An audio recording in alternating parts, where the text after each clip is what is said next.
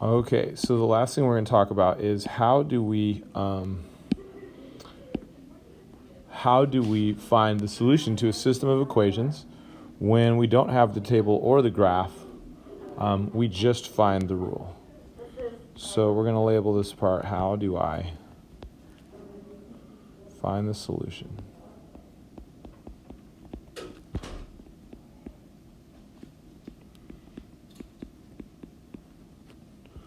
with just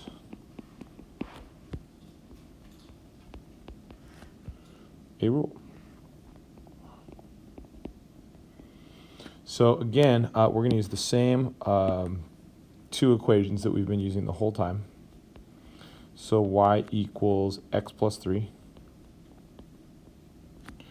And then in blue, we will do y equals 2x minus 1. Or plus negative 1. I'll just say plus negative 1. So what we want, right, we know that the solution is when the y value is the same and when the x value is the same. So there's a little bit of logic here that we need to think about. So we know that y is equal to, I'm actually going to move this around, y is equal to x plus 3. But now we're saying, that we also want y to be equal to, if I can move this little equal sign, we also want the y's to be equal. So there's a little bit of logic here because we know that if we're going to say that the y, that one y is equal to another y, like if both the y's are the same, then that must mean that if x plus 3 is equal to y and 2x plus negative 1 are equal to y, then they both have to be equal to each other. So we can write an equation that will be x plus 3 is equal to 2x plus negative 1. So if the y's are the same, then the mx plus b's also have to be the same.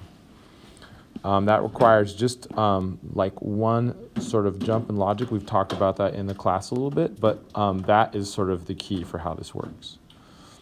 So then as we talked about at the beginning, when we find the value for x, when we solve this, what we have here is we have just created an equation.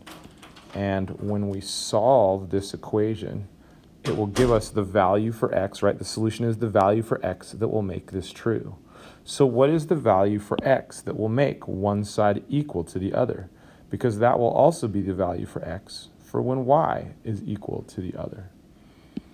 So let's write this down. To find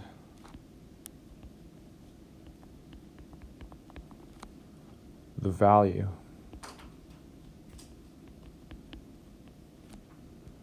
of x,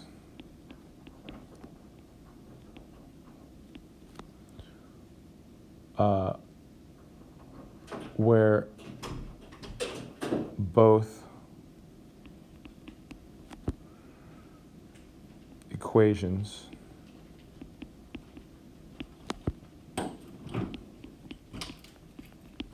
will be equal. Talking to Caitlin or yourself? First, set the mx plus b part, the mx plus b's, I like to call those the mx plus b's, as equal to each other. So we're just setting that as equal to each other, which is what we just did, as equal to each other. So that's this. That's what we just did right. That's what we just did right here.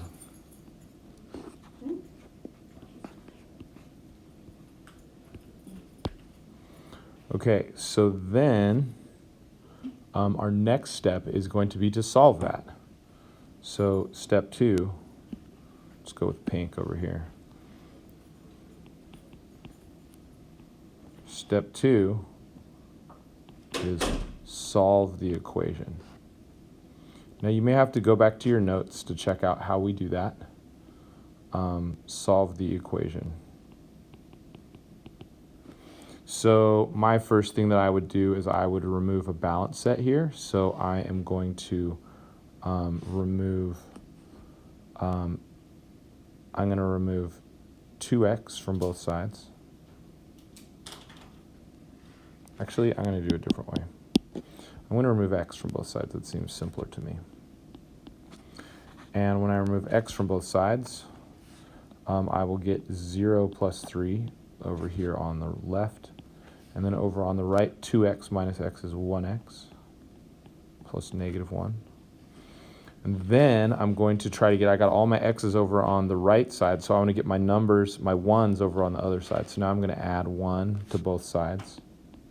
And that will give me 1x. And it is 1x is going to be on the right, and 4 is going to be on the left. So here is my equation. That is my solution to the equation. And as we talked about before, right, that's the value for x that will make both equations true. And so far we're doing good. Like, that checks out with all of the other ones. We know that x was equal to 4 in all of our other methods. So I can tell that this is going to be the same, or I can tell at least that I'm off to a good start because I have already seen that x is equal to 4 when I go back and look at all of my previous solutions for this problem, all of the different ways that I found it. So what do we do next? The next thing that we do, kind of our last big step here, is we're going to substitute that back into our rules. So we're going to take, so our solution for x,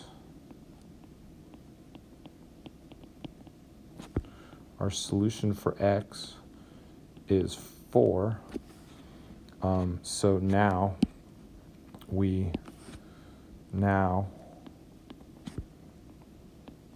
we substitute 4 in for x in both of our rules.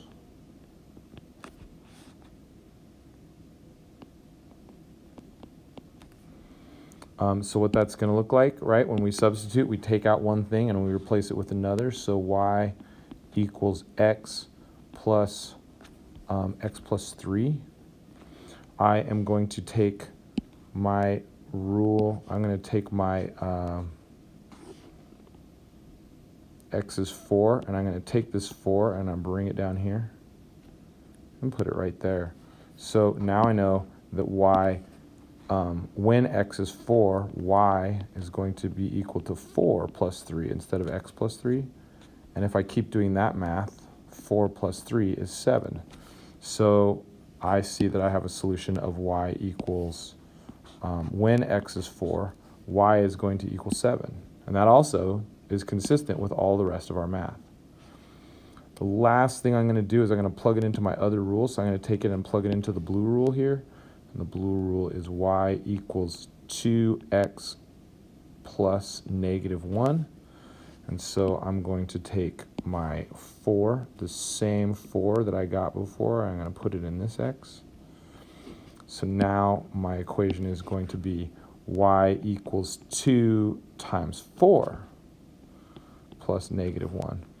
And 2 times 4 is 8, so y is going to be equal to 8 plus negative 1. And if you do that math, you come up with y equals 7. So again, we have confirmed that our solutions will be the same when x is 4 and when y is 7. And that number is that is an amount on both of the equations. So just to double check my answers, there's one last step here. So let's write that down because this is going to be the last important thing to know. How do I check my answers?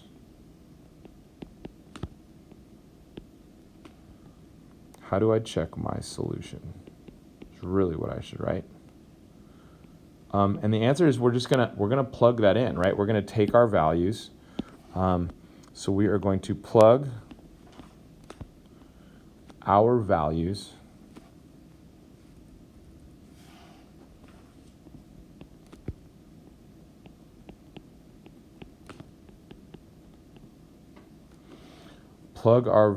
in into our rules.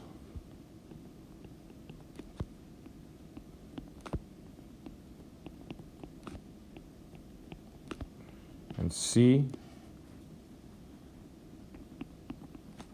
if they are true. Okay, so just to double check this, we've kind of already done this right here, but we're just going to be a little bit more formal about it now. So we said that our solution was, we said it multiple times, that our solution is x, when our xy solution is when x is 4, y is 7, and that is our solution for both of these. So if my solution, so 4 and 7 is my solution.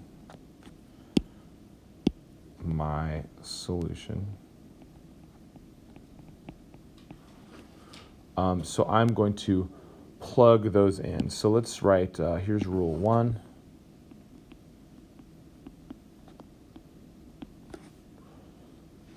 Y equals x plus 3, and I'm going to take my 4 and plug that in, and I'm going to take my 7 and plug that in. So I'm going to take these both, and x we said was 4, and y we said was 7. So I'm going to plug those in, and then I'm just going to see if this is a true statement. Is it true that 7 is equal to 4 plus 3? When I do that math, yes, it is true.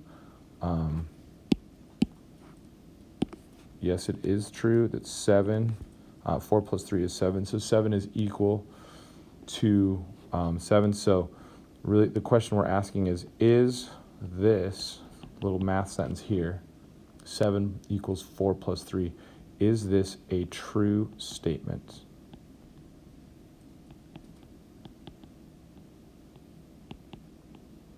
That's the question we're asking. The answer is yes. So my answer is correct. That's check. My first rule has been checked. And just to check my second rule, rule 2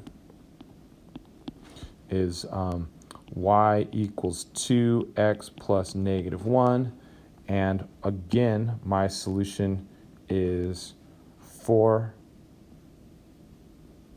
and 7. I'm going to take it from the previous page here. I'm going to plug 4 into that x and 7 into the y.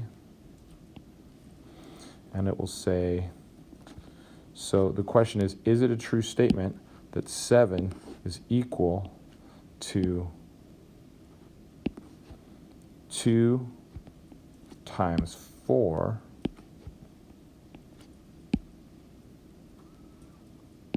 plus negative 1. This one's a little harder to see right at the beginning, but what we're wondering is this true?